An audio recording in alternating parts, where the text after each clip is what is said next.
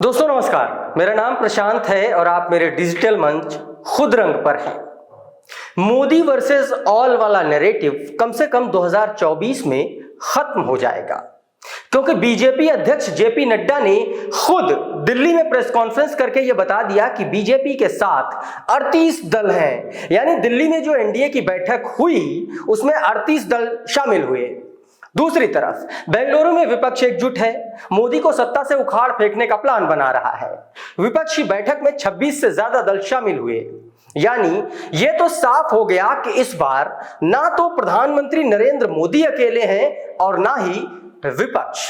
और इसीलिए Modi versus all वाला जो emotional narrative Bharatiya Janata party पिछले 2 चुनाव से बना रही थी उसे अब खत्म माना जा रहा है। तो सवाल उठता है कि जो पार्टी पिछले 2 लोकसभा चुनाव से मोदी के नाम पर मैं कर रही थी, उसे 38 दलों को एनडीए में लाकर हम क्यों करना पड़ रहा है?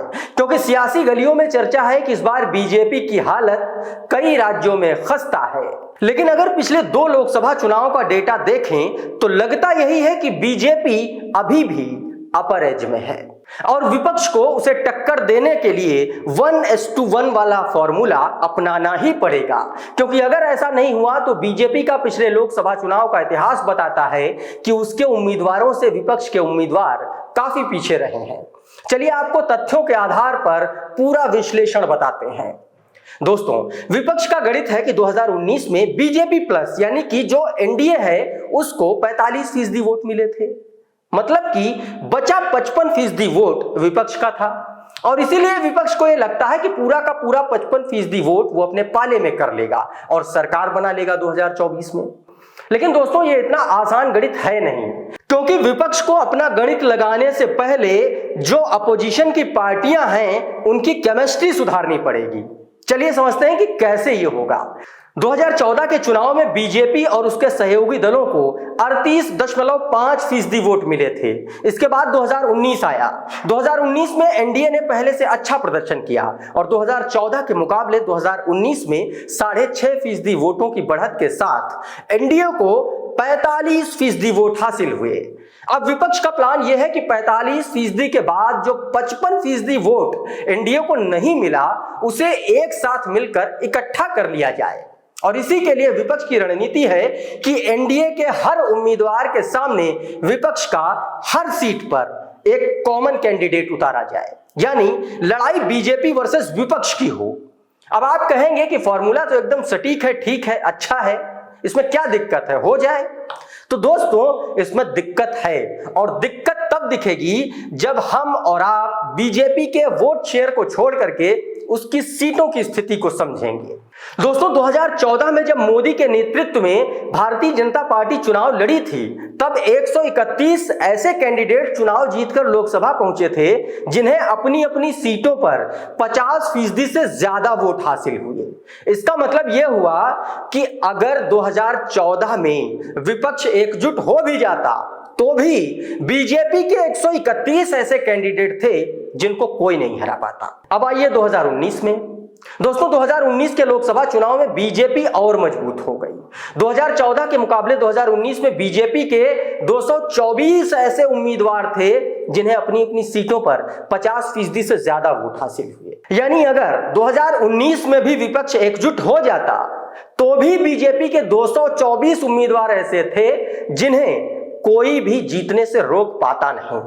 दोस्तों, 2019 में जो 224 सीटें 50% से ज्यादा वोट शेयर के साथ बीजेपी उम्मीदवारों ने जीती, उनमें से ज्यादातर सीटें उत्तर प्रदेश, मध्य प्रदेश, राजस्थान और गुजरात की थीं।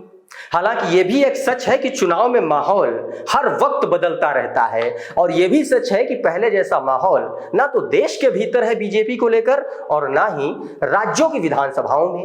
यानी 2019 में 45% वोट जो एनडीए को मिला उसमें कुछ ना कुछ कमी देखने को मिलेगी और ऐसा कई सर्वे में दावा भी किया जा चुका है। दूसरी तरफ मध्य प्रदेश, राजस्थान, छत्तीसगढ़ और तेलंगाना जैसे राज्यों में इसी साल विधानसभा चुनाव है, यानी कि लोकसभा चुनाव से महज 3 महीने पहले, 3 से 4 महीने पहले और वहां पर स्थिति बीजेपी को लेकर के बहुत ज्यादा ठीक है नहीं, क्योंकि तेलंगाना में क्षेत्रीय छत्रप केसीआर का माहौल बहुत जबरदस्त है। छत्तीसगढ़ में भी कांग्रेस रिटेन करते हुए दिख रही है। मध्य प्रदेश में शिवराज सिंह चौहान को लेकर के एंटी इनकम्बेंसी बहुत ज्यादा है।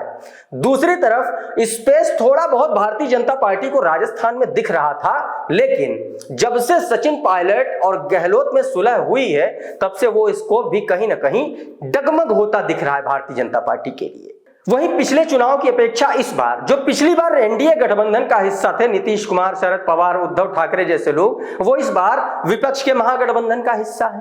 हालांकि बीजेपी ने एनसीपी और शिवसेना को तोड़कर कुछ न कुछ भरपाई करने की कोशिश जरूर की है, लेकिन दोनों ही पार्टियां बंट चुकी हैं। ऐसे में महाराष्ट्र में भी पहले जैसे मजबूती भारतीय जनता पार्टी की बची नहीं है।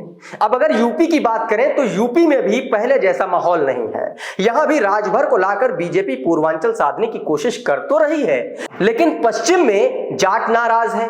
2014 से अगर 2019 के वोट शेयर को भी अगर उत्तर प्रदेश में बीजेपी को कंपेयर करें तो भी बीजेपी के उम्मीदवारों का जो जीत का मार्जिन था वो 2019 में कम हुआ था कंपैरेटिव टू 2014। यानी कि उत्तर प्रदेश में बीजेपी की जो स्थिति है पहले जैसी बची नहीं है। अब बात करते हैं हरियाणा की। हरियाणा में है तो भारतीय जनता पार्टी की सरकार खट्टर की, लेकिन किसानों के मुद्दे पर और पहलवानों के मुद्दे पर भारतीय जनता पार्टी को लेकर के खास करके हरियाणा के जाट समाज में बहुत ज्यादा नाराजगी है और खट्टर सरकार को इसका खामियाजा भुगतना पड़ता दिख भी रहा है, क्योंकि 24 में जब लोकसभा चुनाव होंगे तभी हरियाणा में विधानसभा चुनाव भी होंगे। ऐसे में भारतीय जनता पार्टी के लिए मुश्किल तो है, लेकिन क्या इतनी ज्यादा मुश्किल है कि वो भारतीय जनता पार्टी सत्ता गंवा देगी?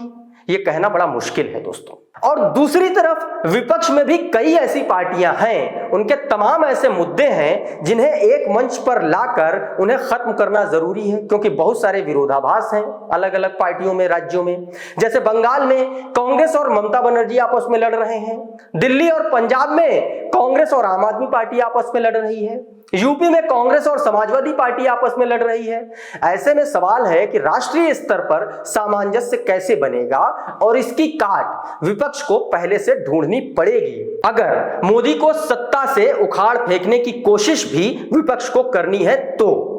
और इसीलिए विपक्ष को अगर बीजेपी को 2024 में हराना है तो 55% वाला गणित साधने के साथ साथ राज्यों में अपनी अपनी पार्टियों की केमिस्ट्री भी ठीक करनी पड़ेगी, वो भी बूथ स्तर तक जा करके।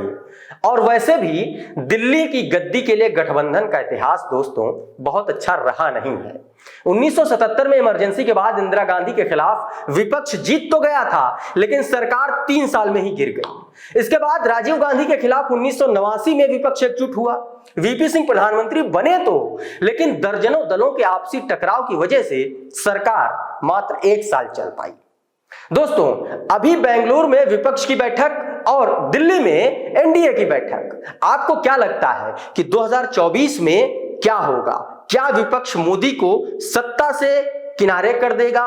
क्या मोदी 2024 में फिर से कुर्सी पर काबिज होंगे? आप हमें हमारे कमेंट बॉक्स में अपनी प्रतिक्रिया जरूर दीजिए। अगर ये वीडियो अच्छा लगा हो तो इसको लाइक कर लीजिए, इसको शेयर कर दीजिए, चैनल पर नए हैं तो इसको सब्सक्राइब कर लीजिए, और अगर ये वीडियो आप हमारे फेसबुक पेज पर देख रहे हैं तो हमें फॉलो कर लीजिए। बहुत बहुत धन्यवाद।